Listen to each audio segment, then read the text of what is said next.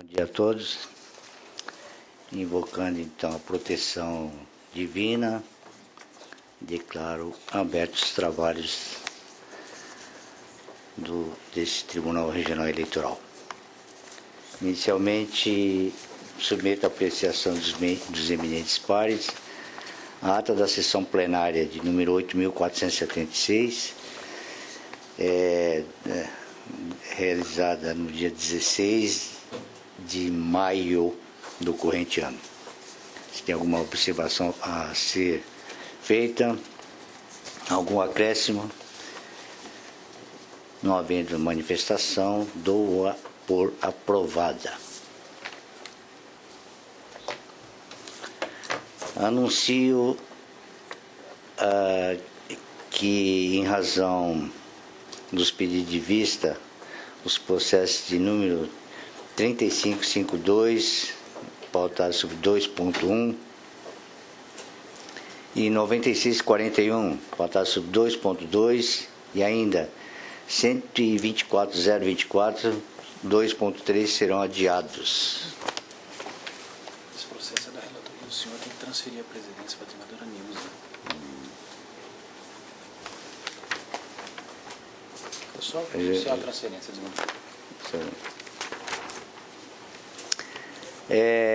Transfiro a presidência à nobre colega, desembargadora, que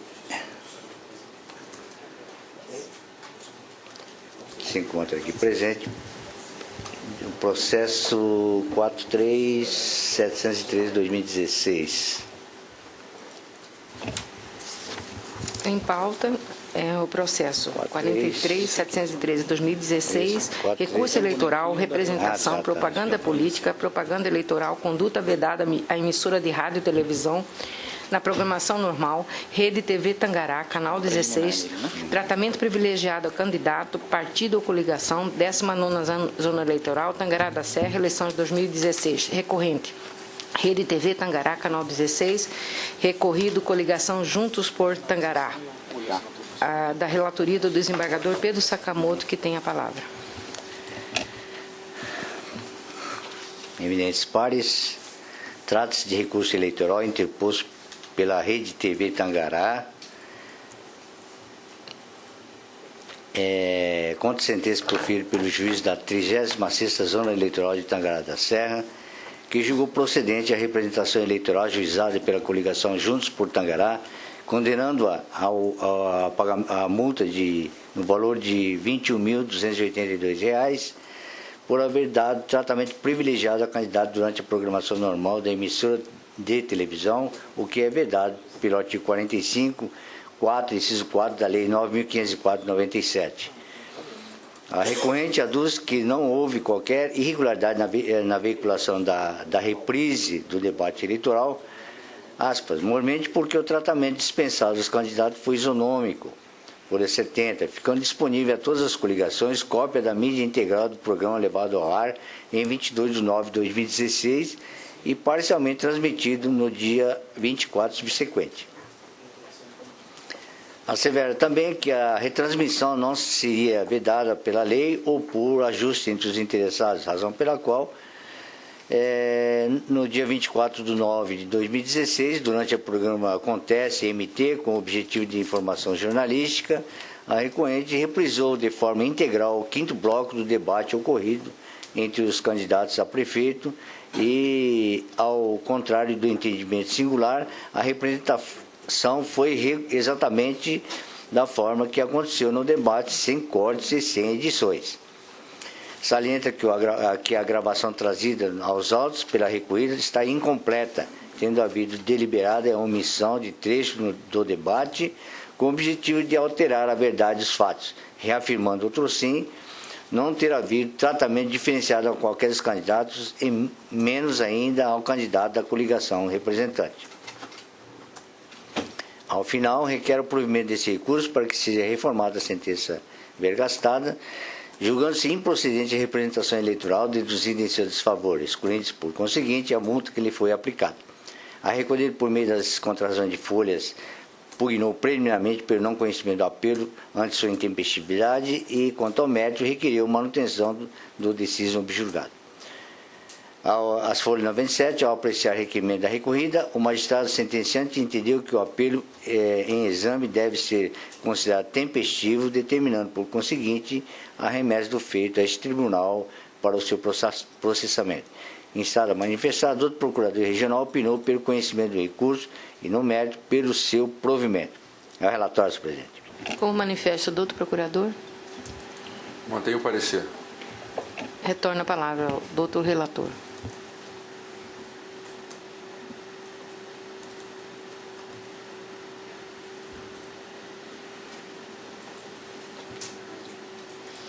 Só um minutinho, só, por favor.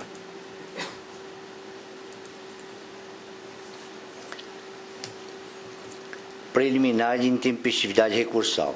A recorrida suscita questão preliminar alusiva à ocorrência de intempestividade do recurso manejado pela Rede TV Tangará. Como se disse, o artigo 96, parágrafo 8º da Lei 9.504/97, estabelece o prazo recursal de 24 horas a contar da data da publicação da sentença.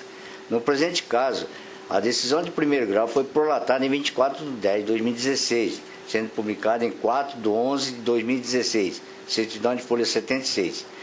Deste modo, a princípio, esgotar-se-ia o prazo recursal no dia subsequente, qual seja, 5/11/2016.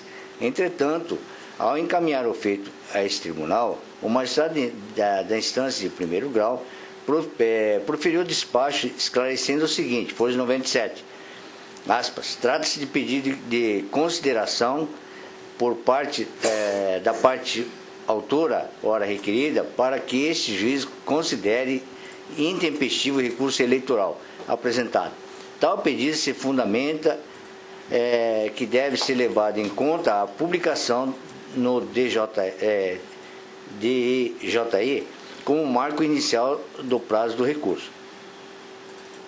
Ocorre que foi convencionado neste juízo que as intimações seriam em cartório ou por oficial de justiça. E assim foi feito em todos os autos das representações que tramitam nesta zona eleitoral. Tanto que a sentença publicada no DJI não contempla os dados necessários para valer como contagem de prazos, tais como a qualificação de partes e advogados, não podendo, neste momento, este juiz mudar de posicionamento a fim de favorecer ou prejudicar nenhuma parte, uma vez que o advogado que subscreve este pedido de reconsideração participou de todo o processo eleitoral e tinha ciência que as intimações dessa zona não seriam via DEJE, nem mural eletrônico, mas sim por oficial de justiça ou em cartório, pois em várias ocasiões esta recebeu intimações pessoais por esses meios, oficial de justiça ou servidor do cartório eleitoral. O parágrafo 1º do artigo 15 da Resolução 23462 de 2015 permite ao magistrado a adoção deste entendimento visando a celeridade dos feitos eleitorais, uma vez que a instabilidade da internet prejudicaria o andamento processual. Fechando as prossigo. Compulsando os autos, verifica que se o oficial de justiça realizou a intimação da recorrente e procedeu a juntar do respectivo mandado no dia 10/11/2016, folha 62 a 66, tendo sido o recurso protocolizado no dia 11/11/2016. Logo, é forçoso reconhecer que se encontra dentro do prazo de 24 horas consignado em lei. Pelo breve exposto, em consonância com o parecer ministerial, rejeita a preliminar de intempestividade do recurso eleitoral deduzido pela coligação Juntos por Tangará. É como voto. Algum voto divergente? Senhor presidente, só gostaria de fazer uma consideração. Acompanho o voto do eminente relator. Só faço constar que esse ajuste que foi feito em primeiro grau, não por ele julgo tempestivo, mas pelo que foi publicado e a notícia que tem nos autos, é que não há nome de partes e dos advogados, então a publicação não preencheu os requisitos para ser válida como intimação. Por este motivo, considero tempestivo e não pelo ajuste feito em primeiro grau, que eu não o reconheço. Como voto, então, doutor Roberto Luiz Demo? Eu estava analisando aqui as considerações que o eminente relator fazia e estava pensando em manifestar justamente isso que o douto colega acabou de aduzir. Então, com as achegas do douto colega, eu acompanho o eminente relator. Doutor Rodrigo Corvo. Estou de acordo com o relator, com os acréscimos, senhora presidente, destacando mais uma vez também o fato de que a parte é uma emissora de TV, né? Diferentemente daqueles candidatos e coligações efetivamente envolvidos com o processo eleitoral, o que demonstra mais ainda o acerto dessa intimação, não pelo diário, e sim pelo oficial de justiça, como ocorreu no caso, de acordo com o relator. Com o voto, doutor José Antônio Bezerra. Com o relator, acompanhando os acréscimos também da Corte. Doutor Ulisses já se manifestou. Como voto, doutor Divanir? Acompanho o relator e também os acréscimos apresentados. Por unanimidade, rejeitaram a preliminar de intempestividade e por maioria com os acréscimos. Como? Retorno a palavra para o relator, para o mérito. Eminentes pares. Está aqui. Tá. Eminentes pares. Tá ligado. Pode falar. Eminentes pares, conforme relatado, cuida-se de recurso eleitoral interposto pela Rede TV Tangará, canal 16, contra a sentença que julgou procedente a representação deduzida pela coligação Juntos por Tangará, condenando ao pagamento de multa no valor de R$ 21.282, por haver concedido, durante o programa normal da emissora, tratamento privilegiado a candidato ao cargo de prefeito no processo eleitoral de 2016. Destaque-se de proêmio que o magistrado sentenciante concluiu que, aspas, por vislumbrar ofensa ao que dispõe o artigo 45, inciso 4 da Lei 9.504/97 e artigo 31.3 da Resolução TSE 23.457/2015, e sendo evidente o prejuízo a ser experimentado pela coligação representante, ratifico a decisão liminar deferida para declarar que a requerida não realizou o necessário tratamento isonômico entre os candidatos ao exibir por meio de reprise o debate político por ela realizado. Acerca do tema, essas são as disposições do artigo 45, inciso 4 da Lei 9.504/97, que transcrevo aqui, vou poupá-los da leitura.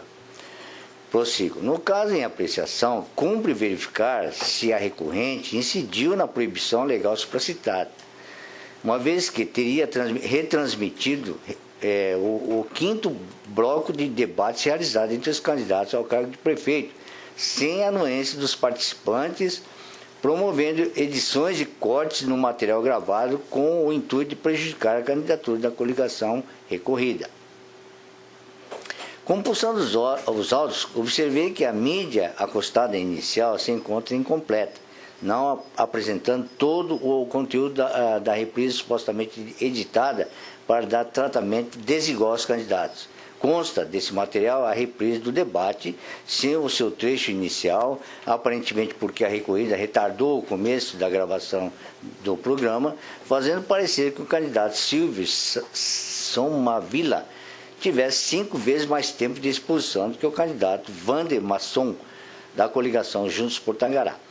A recorrente, por sua vez, trouxe aos atos cópias do debate na íntegra, conforme levado ao ar ao vivo, e pode ser constatado que o quinto bloco foram respeitadas as regras convencionadas pelos candidatos, em especial em relação ao tempo de exposição, não havendo tratamento privilegiado quanto a esse aspecto. Embora a recorrida tenha contestado a validade da mídia apresentada pela recorrente, uma vez que essa não conteria o programa jornalístico que reprisou o debate, mas sim o inteiro teor do debate eleitoral originalmente transmitido, tal objeção é irrelevante, pois a quem caberia comprovar a realização de tratamento diferenciado é a altura do alegado, ora recorrida, e não a recorrente.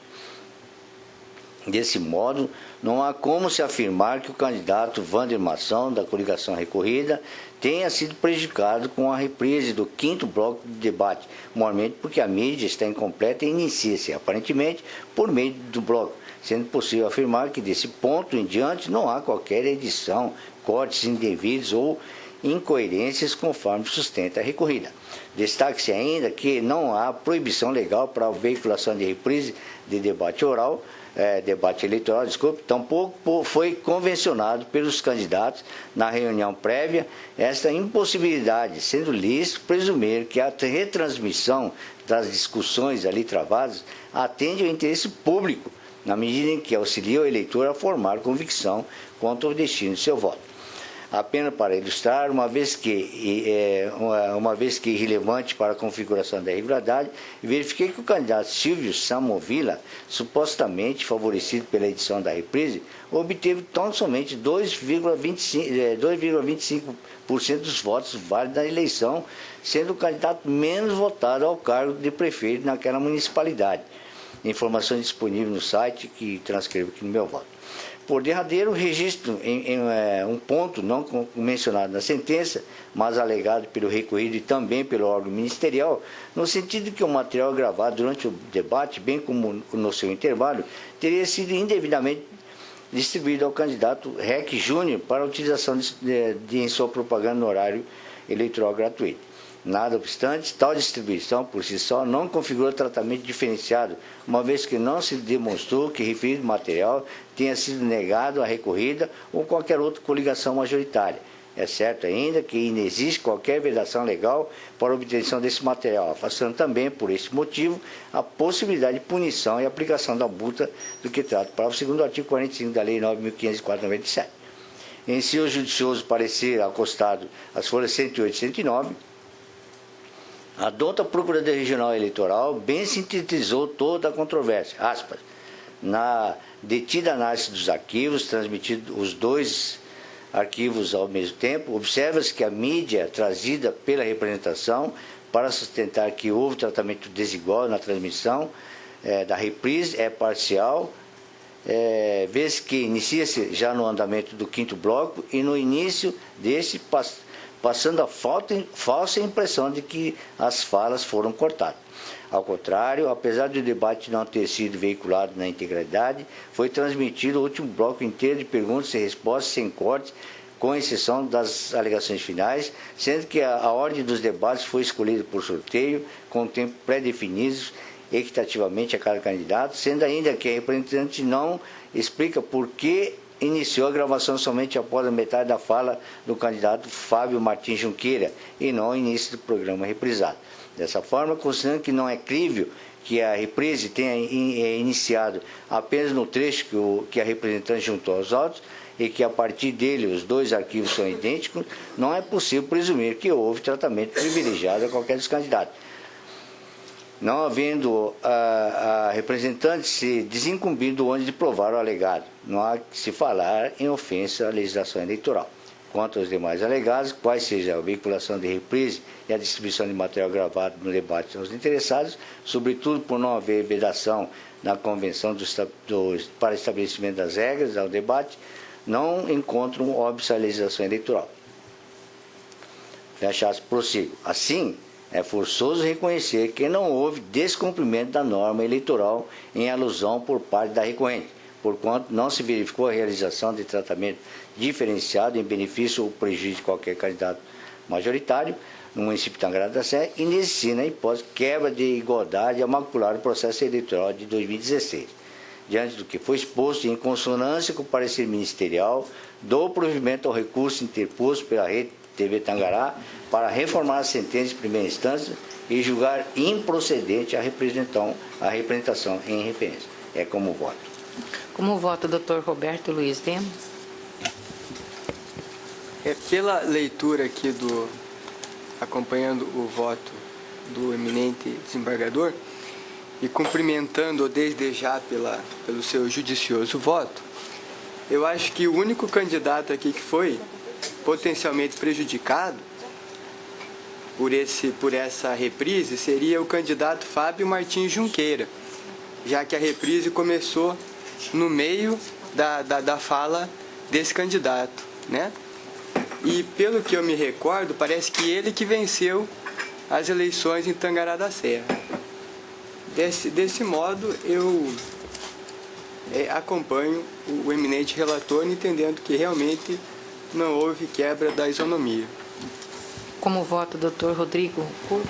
De acordo com o eminente relator. Como vota o Dr. José Antônio Bezerra? Com o relator. Como vota o Dr. Ulisses Rabaneda? Com o relator. Como vota o Dr. Divanir? De acordo com o relator. O tribunal, por unanimidade, afastou a preliminar de intempestividade e, no mérito também, por unanimidade, deu provimento ao recurso nos termos do voto do doutor relator, que retorna à presidência. Anuncio então o julgamento do processo 4545-2014, ação penal, crime eleitoral, inscrição eleitoral fraudulenta, artigo 289 do Código Eleitoral. Eleições de 2014, 51ª Zona Eleitoral, Cuiabá, recorrente, Elton Rocha de Brito, recorrido do Ministério Público Eleitoral, de relatoria do doutor membro Ulisses Rabaneda dos Santos, com a palavra.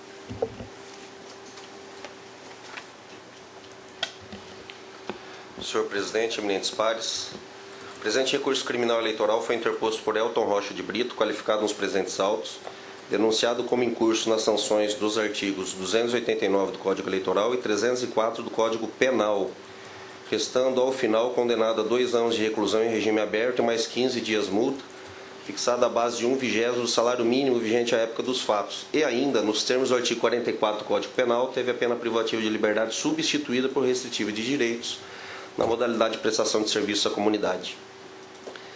Segundo a vestibular acusatória, o ora recorrente, e aqui, senhor presidente, vou fazer questão de ler o que consta da denúncia por pertinente para a conclusão do voto. Segundo a vestibular acusatória, o ora recorrente, aspas, foi flagrado apresentando o documento em nome de Welton Tarly Rocha Moura para votação perante a sessão eleitoral 56 da Zona Eleitoral 51. Segundo o apurado, a fim de se esquivar do cumprimento do mandado de prisão expedido em seu desfavor, Elton providenciou a retirada de outro documento de identidade com alteração e inserção de dados falsos acerca de sua filiação e data de nascimento, o que possibilitou assumir uma nova identidade, conforme demonstram os laudos periciais acostados aos autos. Adiante, quando interrogado acerca dos fatos, o denunciado inicialmente negou a existência de registro anterior em nome de Elton Rocha de Brito, mas, posteriormente, ao ser confrontado com evidências apresentadas, assumiu que tirou o segundo registro por causa da existência do mandado de prisão supra. Procedendo desta forma, o denunciado, consciente e voluntariamente, praticou os crimes descritos nos artigos 289 e 304 do Código Eleitoral. E continuo. Recebida a denúncia, foi apresentada pela Defensoria Pública a resposta escrita à acusação, audiência de instrução e julgamento, com os respectivos memoriais de acusação e de defesa. Pela sentença de folha 124, 135, restou o réu condenado a pena de 1 ano de reclusão e 5 dias multas pela prática do crime capitulado no artigo 289 do Código Eleitoral e mais 1 ano de reclusão e 10 dias multa pela infração disposta no artigo 304 do Código Penal. Penas essas a cumprida em regime aberto, e aqui consigam também que a pena foi substituída. Inconformado com o deciso condenatório, adveio o presente apelo, cujas razões assentou: 1. A tipicidade do crime de inscrição fraudulenta por inexistência de dolo específico. 2. Aplicação do concurso formal. 3. Absorção do crime do artigo 289 do Código Eleitoral pelo crime de uso de documento falso. O órgão do Ministério Público, contrariando o recurso, pugnou pelo improvimento da pretensão recorrida, alegando primeiramente que, aspas, o delito de inscrição fraudulenta, previsto no artigo 289 do Código Eleitoral, diferentemente de outros constantes do mesmo diploma, não requer dolo específico para fins eleitorais. Exige apenas e tão somente a vontade livre e consciente de inscrever-se fraudulentamente, sendo desnecessária a verificação de resultado ou vantagem para a adequação da ação fraudulenta ao tipo. Continuo. Finalmente, assevera que da comprovação probatória acostada aos autos, não se tem como fugir da norma do artigo 304 do Código Penal, visto a utilização do documento falso. Nessa instância, a Procuradoria Regional Eleitoral, em parecer escrito, opinou pelo provimento parcial do recurso para, mantida a condenação escudada no artigo 289 do Código Eleitoral, seja extirpado do edito condenatório a pena do artigo 304 do Código Penal, em obediência ao princípio da consunção ou da absorção. Encaminhados autos ao doutor revisor, identificou-se que o apelante não havia sido intimado através de sua defesa para se manifestar sobre os documentos de folha 184/202, assim como a cota ministerial de folhas 223/225, Através da petição de folhas, houve regular manifestação da Defensoria Pública sobre os documentos citados, ratificando as razões de apelação já encartada nos autos. É o relatório, senhor presidente. Acolho o parecer do outro representante do Ministério Público Eleitoral. Ratifico o parecer. Ratificado o parecer, a palavra retorna ao doutor relator.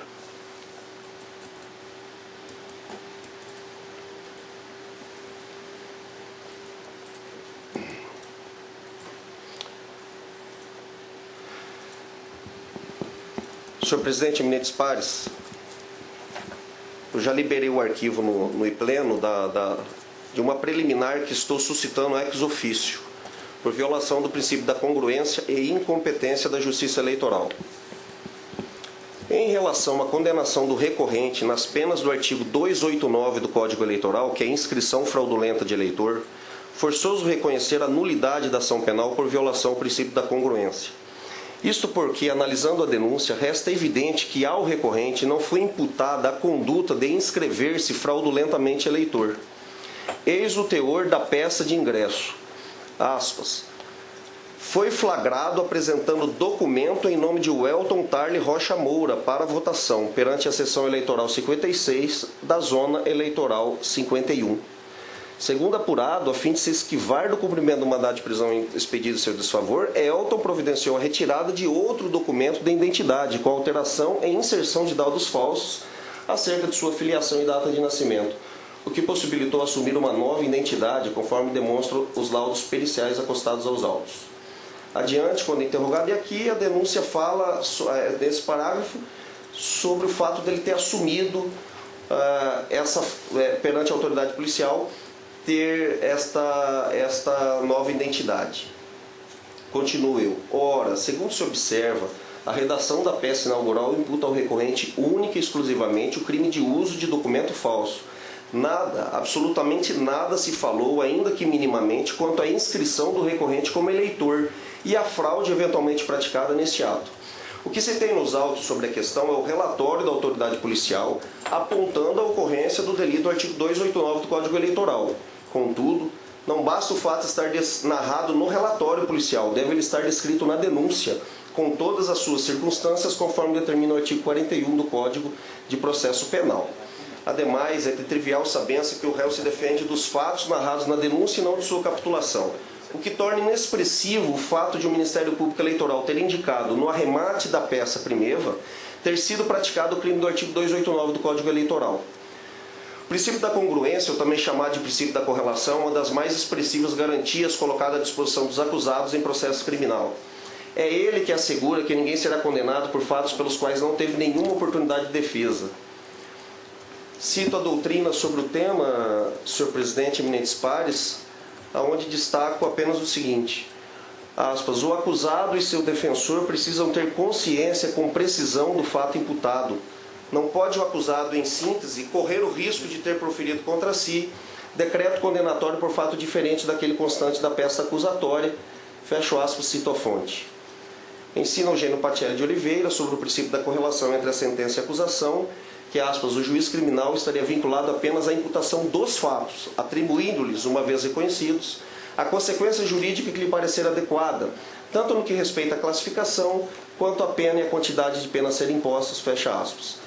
Continua o autor, continuo citando a doutrina de Patielli, cito também Guilherme Nutti, vou poupar vossas excelências da leitura. Cito precedentes do STJ, não é novidade também a necessidade de observância do princípio da congruência. Estou citando vários precedentes do STJ e continuo. A condenação do recorrente, portanto, quanto ao crime do artigo 289 do Código Eleitoral, é absolutamente nula. E aqui abro um parênteses aos eminentes pares, que a falta de narrativa na denúncia desse fato, ela impede, inclusive, a apreciação pelo Poder Judiciário de temas importantes para o julgamento da causa, como, por exemplo, qual a data do fato para se calcular a prescrição, quando ele se inscreveu fraudulentamente eleitor. Que circunstância isso aconteceu? Isso foi perante o cartório eleitoral? Em que localidade ele se inscreveu fraudulentamente eleitor? Não existe nada sobre isso, o que também dificulta e sentir essa dificuldade para apreciar com relação a este tema. Continua dizendo que a condenação do recorrente, portanto, quanto ao crime do artigo 289 do Código Eleitoral, é absolutamente nula. Corolário da declaração de nulidade é o reconhecimento da incompetência da Justiça Eleitoral para prosseguir com a análise do feito em relação ao crime do artigo 304 do Código Penal. Isso porque, não havendo crime eleitoral narrado na denúncia, não ocorre a chamada visa atrativa, justificado o julgamento do crime conexo perante a Justiça Especializada. Cito a Constituição, quando fala sobre a competência da Justiça Eleitoral, e digo que, na ausência de edição da lei complementar que dispõe sobre a competência da Justiça Eleitoral, o Código Eleitoral recepcionado pela Carta de 88 se presta para o fim colimado, ou seja, definir a competência da Justiça Eleitoral, ganhando, segundo algumas posições, o status exigido pelo Constituinte. Nesse sentido, dispõe o Código Eleitoral, artigo 35, compete aos juízes processar e julgar os crimes eleitorais e os comuns que lhe forem conexos, ressalvada a competência originária do Tribunal Superior e dos tribunais regionais.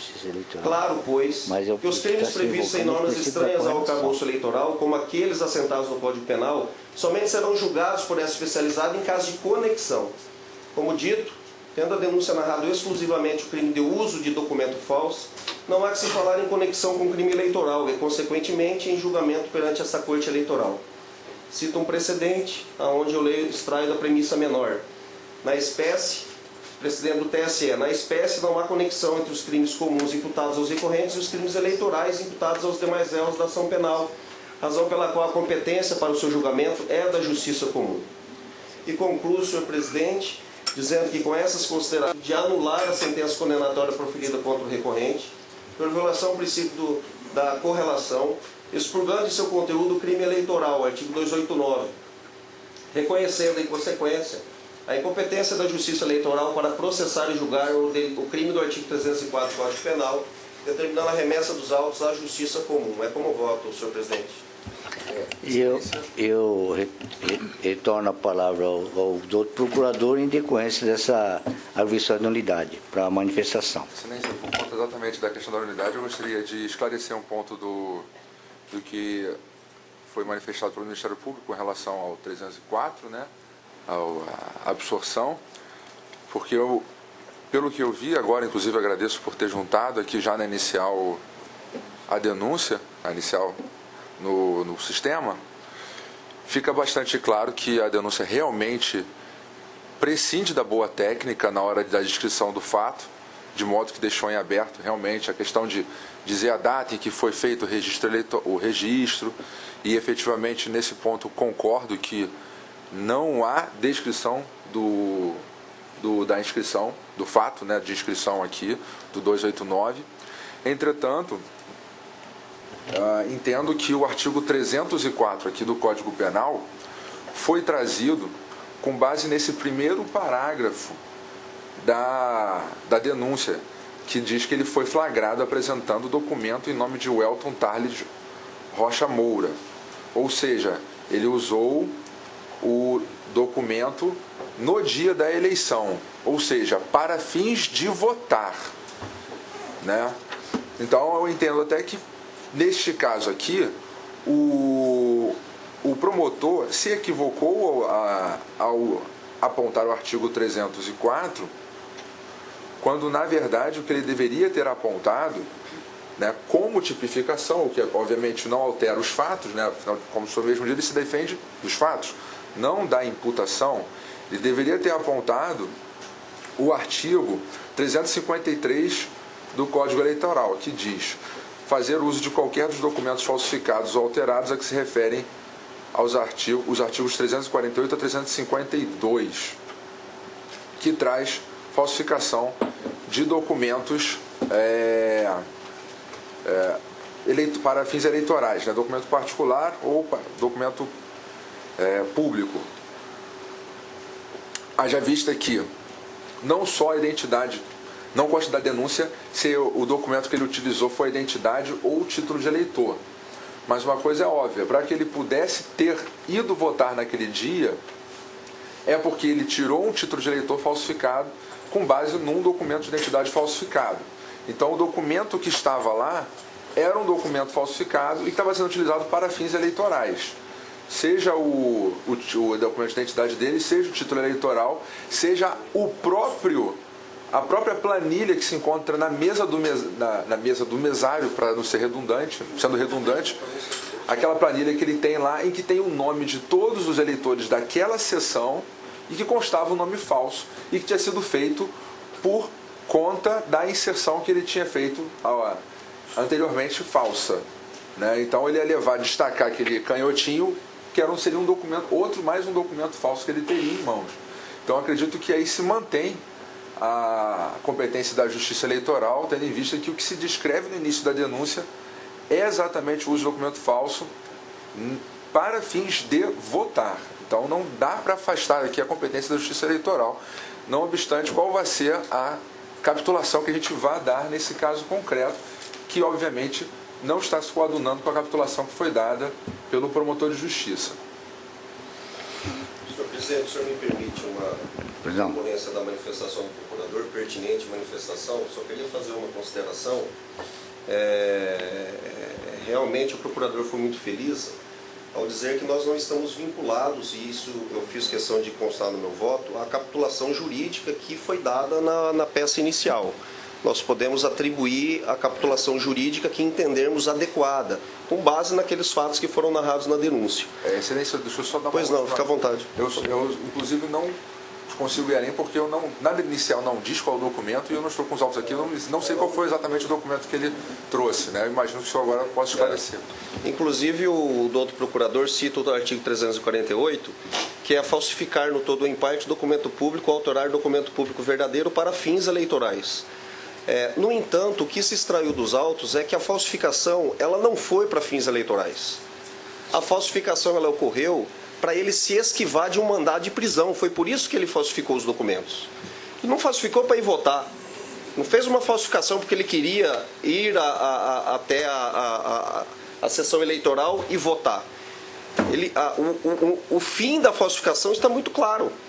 Se depois de falsificado ele achou que poderia votar, seria uma mera decorrência de um desejo futuro. Agora, a falsificação data vênia, ela não foi para fins eleitorais, ela foi, repito, para se esquivar de um mandado de prisão que ele tinha aberto. Por essas razões, eu estou entendendo que não há subsunção aqui ao tipo do Código Eleitoral. Só com as considerações. Como voto, então, o doutor Divanir Marcelo? Senhor presidente, eminentes pares, me debrucei bastante atentamente sobre essa preliminar trazida de ofício pelo doutor relator e, inicialmente, gostaria de consignar que os fatos que foram imputados e que constam dos autos, dentre a falsificação dos documentos, ele foi preso também com a falsificação do título de eleitor. Analisando o contexto da denúncia, ela é bastante singela, tá? E o princípio da congruência justamente visa assegurar que a denúncia, que os fatos narrados possibilite a pessoa se defender amplamente daquela imputação para que a sentença tenha correlação com a acusação. É interessante notar aqui, compulsão dos autos, tá? Estão com os colegas, não tem problema, que desde a contraposição do acusado aqui à denúncia, passando por sua alegação final, inclusive por ocasião do recurso ora apreciado, ele sempre se defendeu expressamente sobre a conduta de inscrição fraudulenta. Não há, em decorrência da fragilidade dos fatos narrados da denúncia, sob o aspecto da defesa do fato típico, pelo menos, não há, na minha visão, nenhum prejuízo à defesa do acusado em decorrência da denúncia ter sido bastante sucinta, porque ele, em várias oportunidades, se contrapõe a este fato. Então, por este aspecto, isso me leva, em princípio, a dizer que penso que a denúncia foi suficiente e a oportunidade de defesa foi suficiente.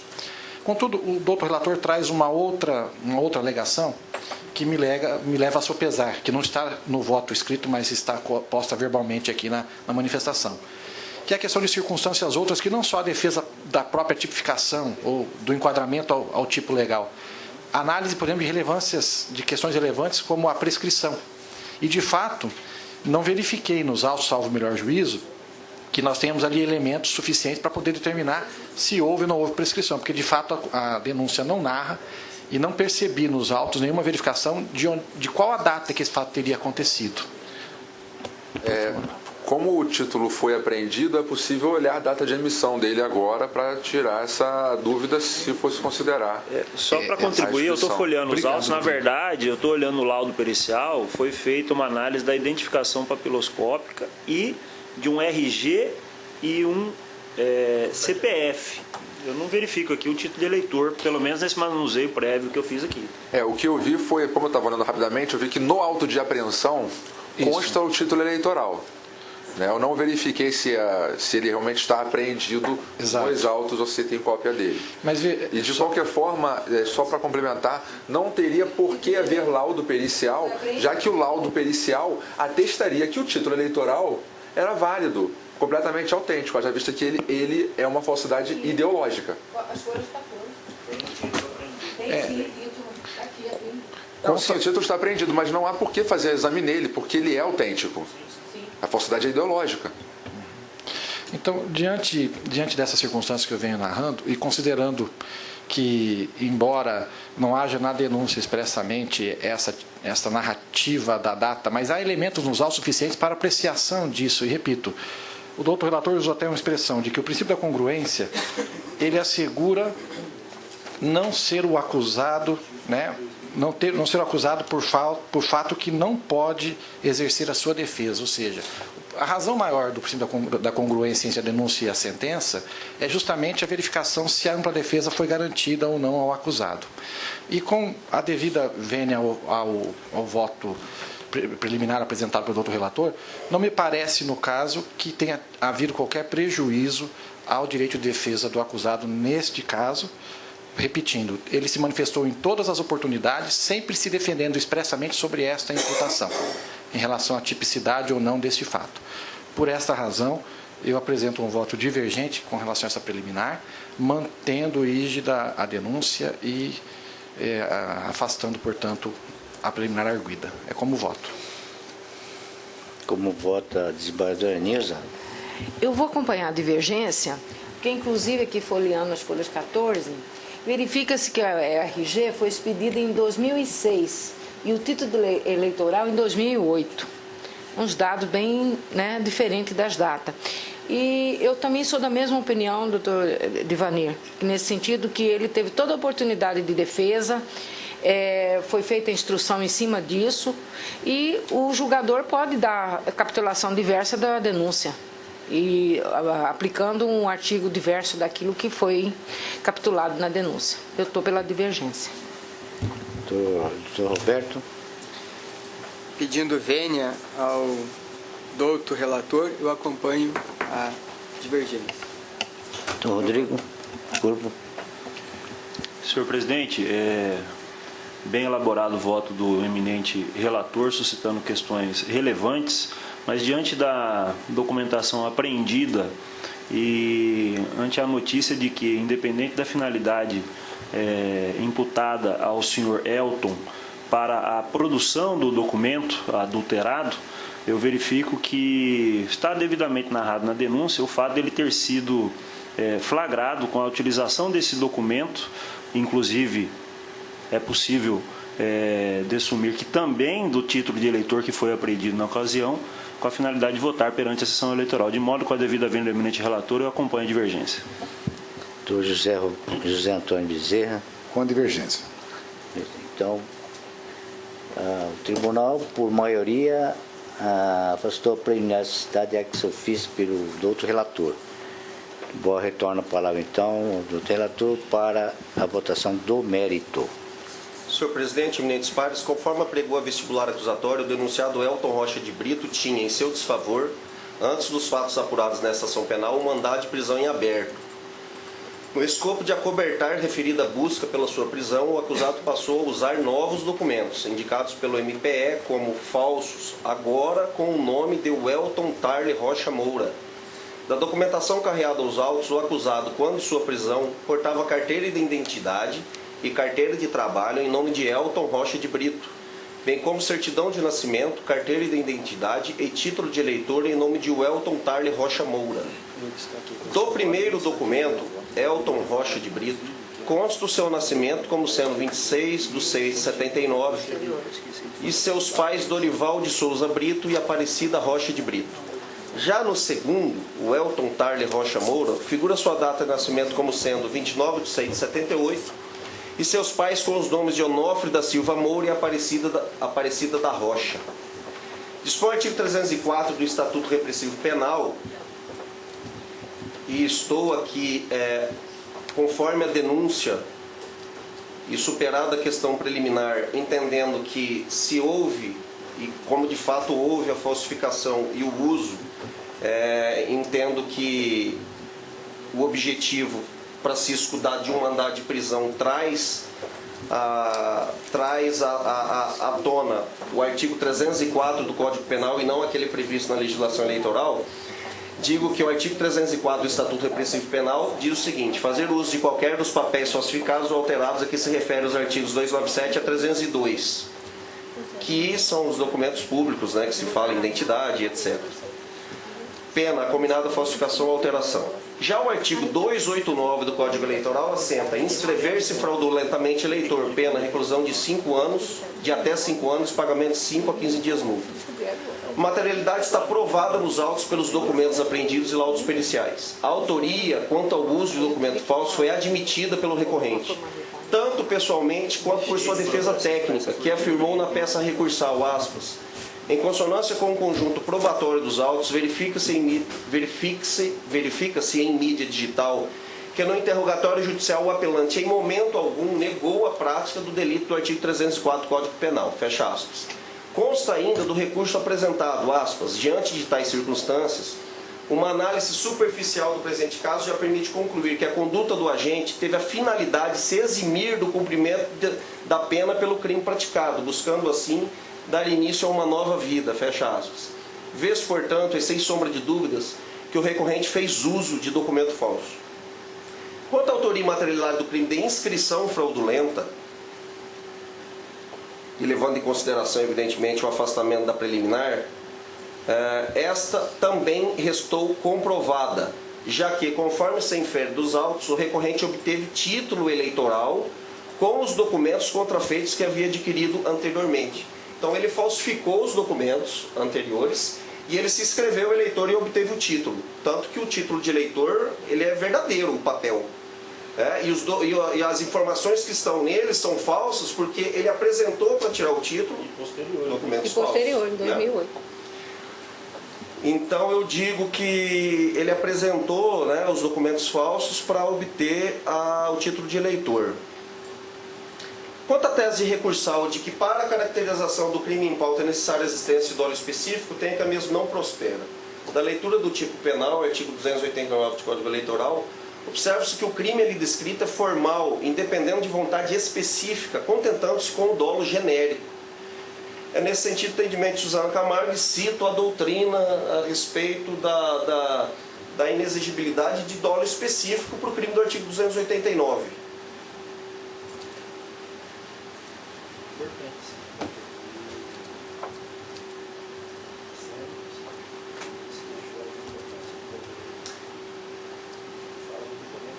Vou ler.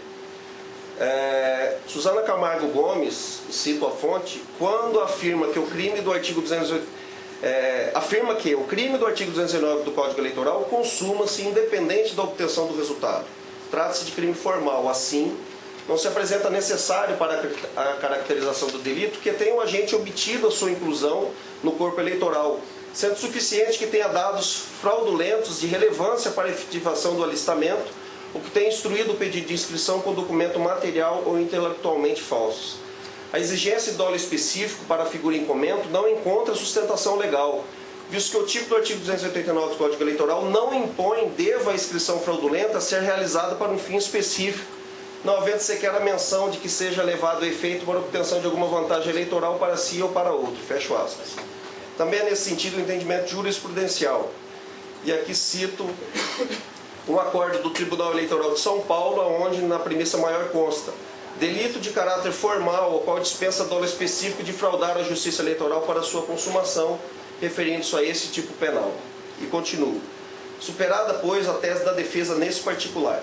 Já quanto à tese da construção, a mesma prospera.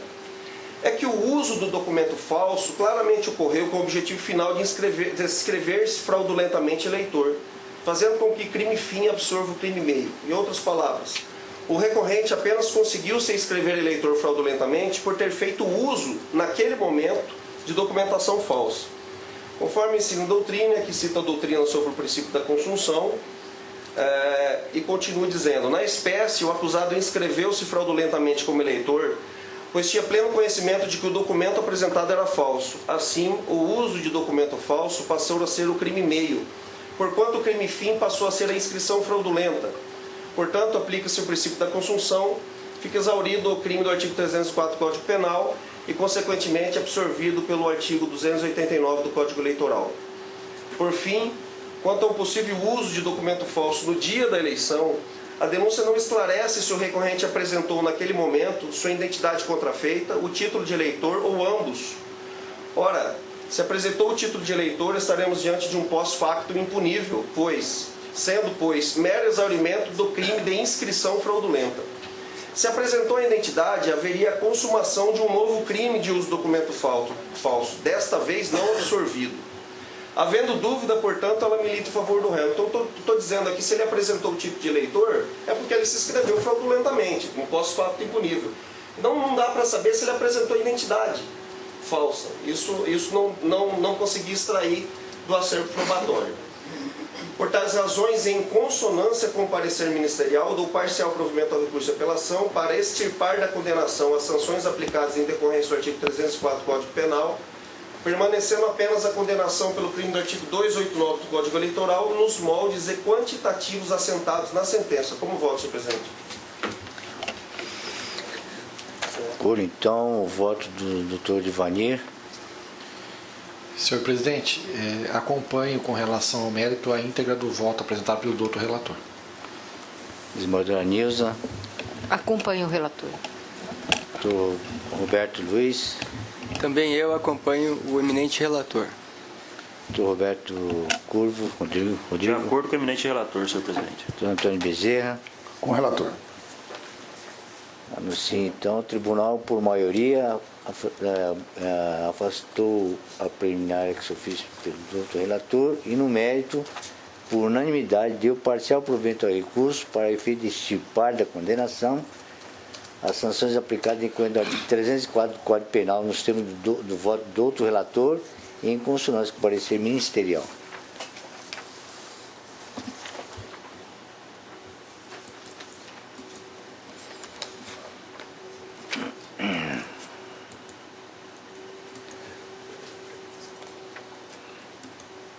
Anuncio o julgamento do processo pautado sobre 2.6, número 32.334, 2016, violação de propaganda partidária em inserções, Partido do Movimento Democrático Brasileiro, PMDB, 2017, requerendo Diretório Regional do Partido do Movimento Democrático Brasileiro, PMDB, de relatoria do doutor Divanir Marcelo de Pieri, com a palavra. Cuida-se de pedido de propaganda partidária, formulada pelo Diretório Regional do Partido do Movimento Democrático Brasileiro, por seu presidente, com vistas a obter autorização para veiculação de propaganda político-partidária na modalidade de inserções em nível estadual em emissoras de rádio e televisão, para o primeiro e segundo semestre do ano de 2017. O requerente apresenta plano de mídia, na qual especifica os dias e os meses em que pretende divulgar sua propaganda partidária, a relação das emissoras geradoras com os respectivos endereços e telefones, e certidão da Secretaria-Geral da Mesa da Câmara dos Deputados. A Seção de Análise Técnico-Processual manifestou-se às folhas 60, informando a existência de processos em tramitação perante esta Corte que buscam sancionar o requerente com a perda do tempo de inserções partidárias. Com a informação do trânsito em julgado das representações número 149-25-2016 e 151-92-2016, o partido requerente foi novamente intimado a adequar as inserções às decisões proferidas nos referidos autos de representações, tendo apresentado o novo plano de mídia às folhas 100.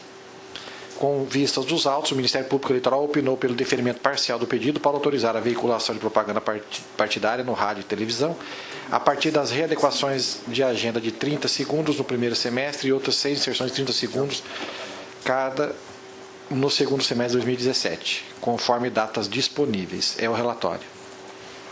Com o parecer, então, do outro Mantenho o parecer pelo provimento. Com a palavra, então, do outro relator.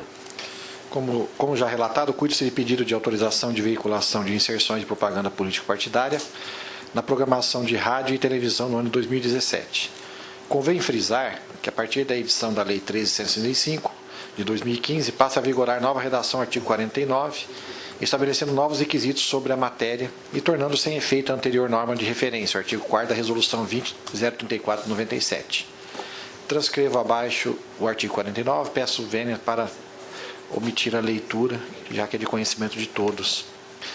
Logo, atualmente conclui-se que o direito à veiculação das inserções dos programas político-partidários está diretamente relacionado ao fato do partido ter eleito pelo menos um representante para a Câmara dos Deputados ou para o Senado Federal, nos termos do artigo 49 da Lei 9.096/95.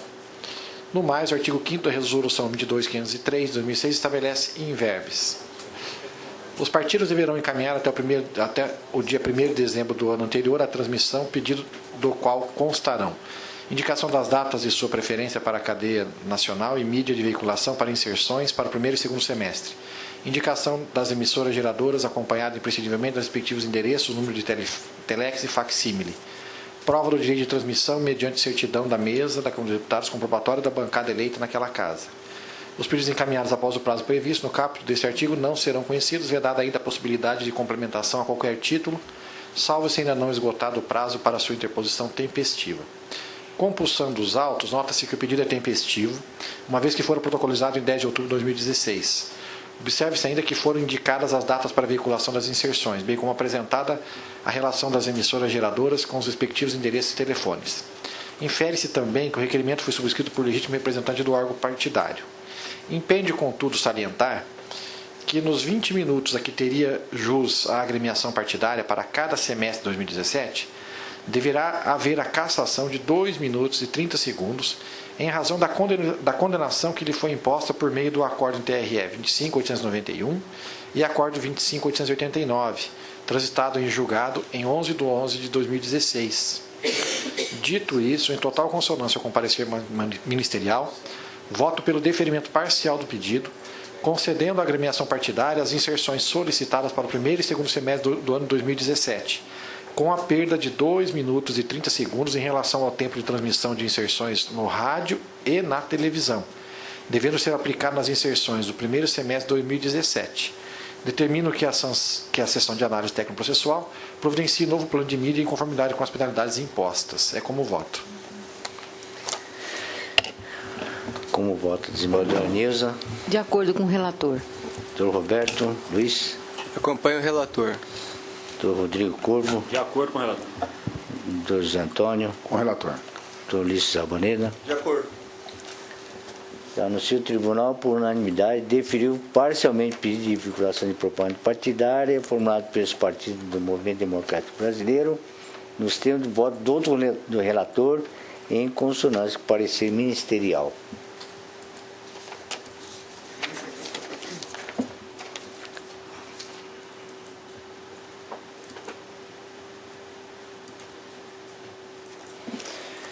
Anuncio o julgamento do processo 18.004/2016, recurso eleitoral, representação, propaganda política, propaganda eleitoral, rádio, divulgação de expostas pesquisa eleitoral, Pedra Preta, 46ª Zona Eleitoral. Recorrente, coligação todos por Pedra Preta, recorrido, coligação administração com honestidade e resultado garantido, de relatoria do doutor Divanir Marcelo de Piri, com a palavra. Desculpe. Cuida-se de recurso eleitoral interposto pela coligação Todos por Pedra Preta contra a sentença que julgou procedente representação ajuizada pela prática de propaganda eleitoral irregular, consistente em divulgação de pesquisa eleitoral inexistente, em desacordo com o que dispõe o artigo 57 da Resolução TSE 23457, e ainda condenou a recorrente ao pagamento de multa no importe de R$ 4.000. Narra a exordial que a recorrente, através de seu candidato a prefeito na cidade de Pedra Preta MT, senhor Juvenal Pereira Brito, durante o horário eleitoral gratuito veiculado no rádio no dia 31 de nove de 2016, teria mencionado uma suposta pesquisa de opinião sem respeitar a legislação vigente e seus requisitos de divulgação, que supostamente o favoreceria, com o intuito único e exclusivo de induzir o eleitor ao erro. Houve pedido de liminar que foi deferida por entender presentes elementos suficientes que indicassem a divulgação de dados de pesquisa eleitoral sem o prévio registro. A recorrente apresentou contestação, onde afirma que a propaganda realizada encontra-se dentro dos parâmetros estabelecidos pelo dispositivo legal, pois, segundo afirma, a manifestação do candidato apenas exterioriza a confiança em sua eleição, cuja fala não trouxe qualquer elemento caracterizador de divulgação de pesquisa eleitoral. O douto magistrado julgou procedente a representação apresentada, confirmando a liminar deferida, por entender que houve a efetiva divulgação de pesquisa eleitoral sem o prévio registro, condenando ainda a recorrente ao pagamento de multa no importe de R$ 4.000, sob o fundamento de que eventual anúncio de pesquisa eleitoral não pode induzir o eleitor em erro acerca do desempenho dos candidatos, visando assegurar uma maior probidade e lisura do prélio eletivo. Em suas razões recursais, pugna a recorrente pela reforma da decisão proferida por entender inexistente o ato ilegal de divulgação de pesquisa sem prévio registro, para, no mérito, julgar improcedente a representação por ausência de violação ao dispositivo legal. A douta Procuradoria Regional Eleitoral opinou pelo provimento do presente recurso, com a consequente reforma da sentença subjugada, afastando a penalidade de multa imposta. É o relatório. Acolho o parecer do outro procurador. Como já dito, a manifestação que eu ratifico é no sentido do provimento, pois a fala foi as pesquisas, o que? A pesquisa seria, as pesquisas já apontam a nossa vitória. Não houve efetivamente uma divulgação de pesquisa. Mas ainda que se considere improcedente o recurso, nesse aspecto, deveria se aplicar, afastar a aplicação na lógica da multa prevista no artigo 37, parágrafo 1º, pois não há nenhuma sanção para a infração do artigo 57 da resolução TSE número 23.457. E, se houve ilícito, nesse caso seria apenas a violação de uma obrigação de não fazer, não seria efetivamente motivo para a sanção imposta. Ratificado o parecer, então a palavra retorna do outro relator. Senhor presidente, eminentes pares, a alegação de uma preliminar que eu submeto à apreciação. Em sede de preliminar, suscita a recorrente a nulidade da sentença de por cerceamento de defesa, tendo em vista a prévia combinação de multa à recorrente depois confirmada em sede de sentença. Em que pese as argumentações da recorrente, a questão não merece acolhida. Eis que não existiu qualquer nulidade no presente processo por afronto ao contraditório, ampla defesa e devido processo legal, vez que a recorrente foi devidamente intimada de todos os atos. Observe-se ainda que a recorrente apresentou defesa às folhas 17, USC 26, permitindo o exercício do pleno contraditório e da ampla defesa. No mesmo sentido, manifestou-se o membro do Ministério Público. De saída, registra que a preliminar de nulidade esgrimada quanto ao cerceamento de defesa não merece prosperar, pois após a concessão da tutela antecipada foi assegurado à parte recorrente o direito de se manifestar quanto ao ilícito e à multa liminarmente aplicada por ocasião de sua contestação, contraditório diferido. Já a segunda preliminar, que questiona a violação ao artigo 489 do CPC, por ter lhe condenado a uma sanção pecuniária imposta com fundamento em artigos de lei não aplicáveis da espécie, entendo que a verificação da aplicação da sanção, com fundamento em lei não aplicável ao caso, confunde-se com o mérito, motivo pelo qual será tratado quando da sua apreciação.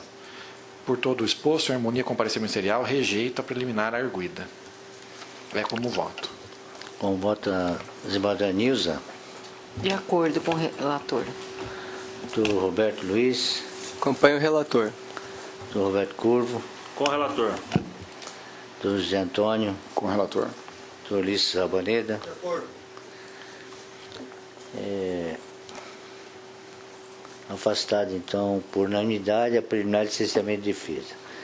prossegue então o doutor relator com o voto mérito. Observa-se dos autos que o cerne da questão diz respeito à verificação se o que foi divulgado durante o horário eleitoral gratuito na rádio pelo então candidato ao cargo de prefeito de Pedra Preta, senhor Juvenal Pereira Brito, configura propaganda irregular na modalidade de divulgação de pesquisa eleitoral inexistente, sem o prévio registro.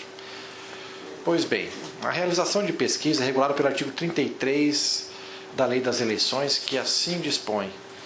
Se me permitem, eu omito a leitura, que está apenas disciplinando a necessidade de prévio registro das pesquisas, o texto legal de conhecimento de todos os pares.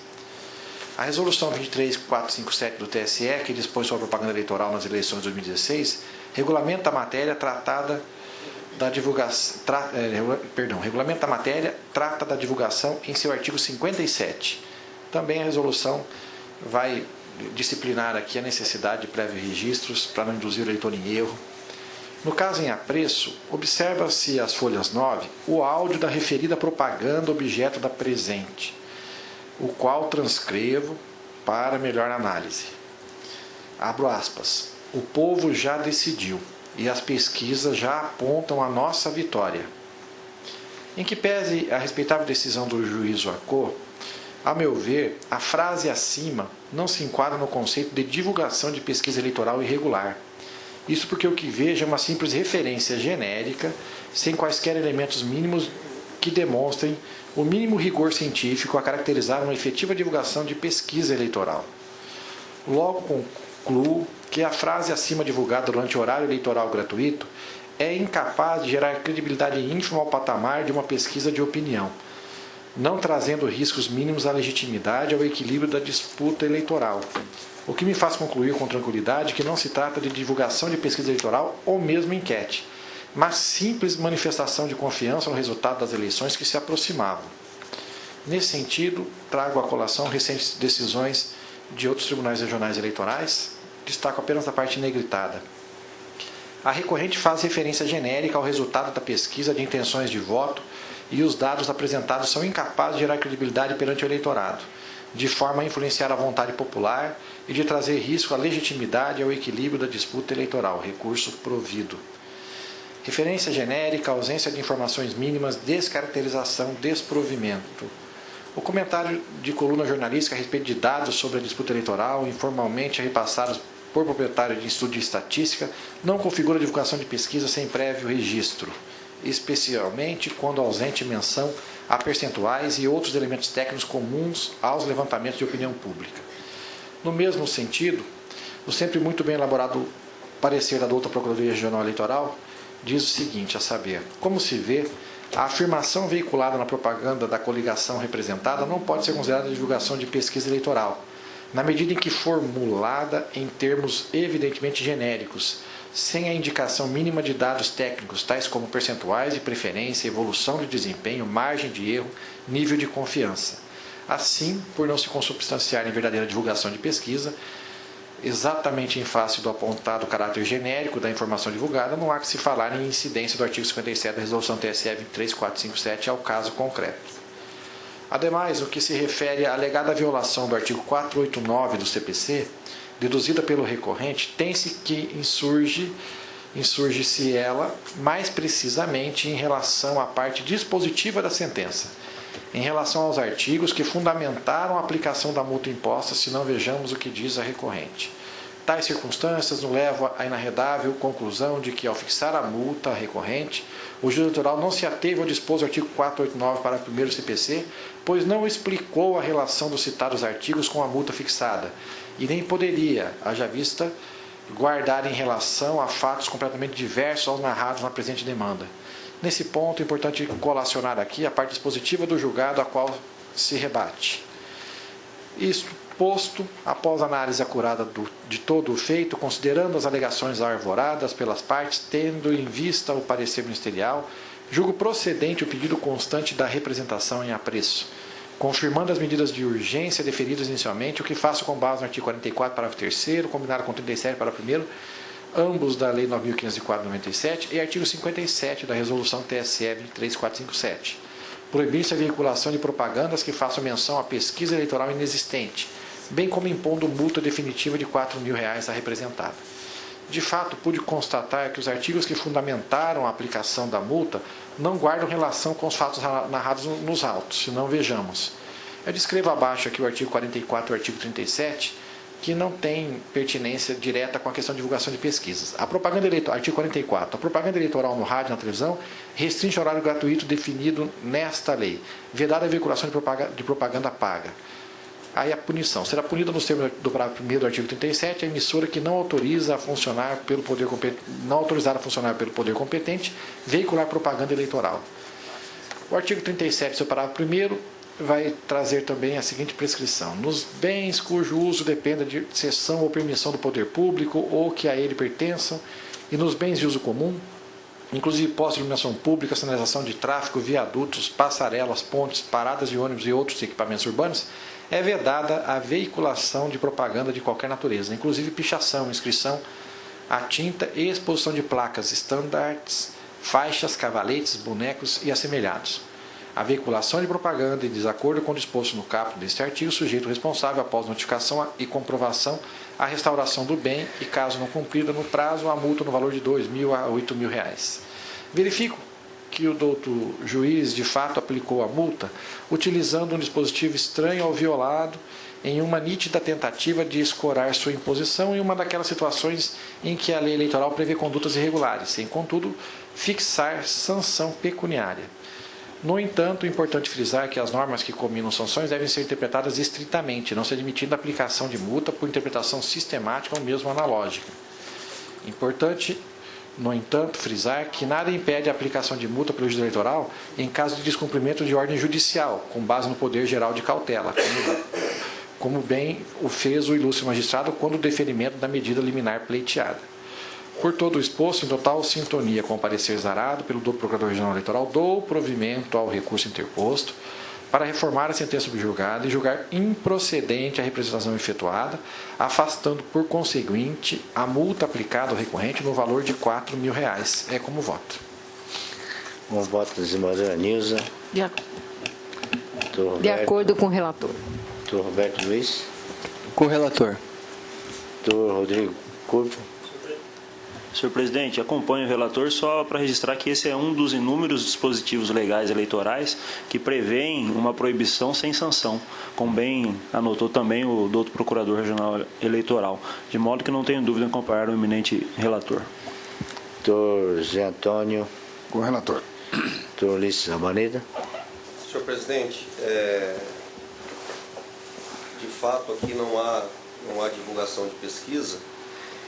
E se houvesse, a sanção seria aquela do artigo 17 da Resolução 23453, que prevê uma multa mínima de R$ 53.205 para a divulgação de pesquisa sem o prévio registro.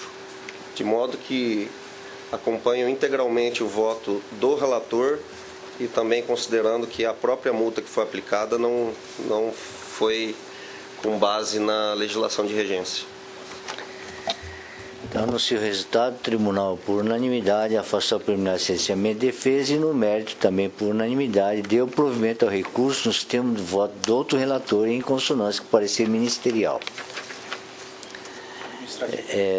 Anuncio o processo administrativo 43685, a proposta de definição dos calendários das sessões plenárias para o primeiro semestre de 2017 do Tribunal Regional Eleitoral. Grade plenário. Nos dias 29 e 30 do corrente mês está agendada a realização de treinamento do público interno deste tribunal no sistema PJE, processo judicial eletrônico, devendo dele participar todos os que usarão o referido sistema, o que envolve os membros, seus assessores e demais servidores, inclusive os que dão apoio às sessões plenárias, motivo pelo qual se faz necessária a alteração da sessão inicialmente marcada para o dia 30 de forma a não prejudicar a providência previamente definida. Nos termos do artigo 18 do regimento interno deste colegiado, possui competência para fixar os dias e horários das sessões, bem como alterar nesse sentido. Em decorrência do óbice acima referido, propõe então a transferência da sessão do dia 30 para o dia 31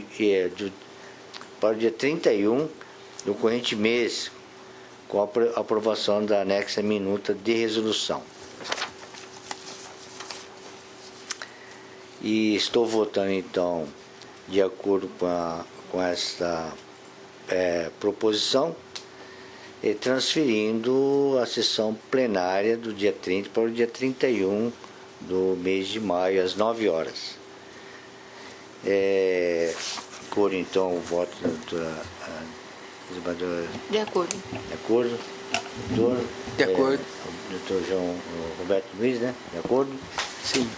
Senhor presidente, eu estou de acordo, e só para recordar, como o senhor já relatou, o intuito dessa alteração é para podermos contemplar equipes do TSE, Exatamente. que estarão aqui na segunda 29 e na terça 30, para ministrar o treinamento do processo judicial eletrônico. E aí, pedindo licença para recordar, porque dali a 30 dias, no dia 29 de junho, se dará a implantação nessa corte do sistema PJE. E por isso da importância desses treinamentos, que tenho certeza que todos os membros de suas equipes irão participar e conseguirão já serem mais uma vez capacitados para a utilização do sistema. Obrigado e de acordo com Vossa Excelência, senhor presidente. Tem alguma divergência a respeito da data? Não. Nenhuma? Então, anuncio o resultado e resolve os membros do Tribunal Regional Eleitoral de Mato Grosso, por unanimidade, alterar em parte a resolução 1960 de 2016, que dispõe sobre o calendário das sessões atinentes ao primeiro semestre de 2017.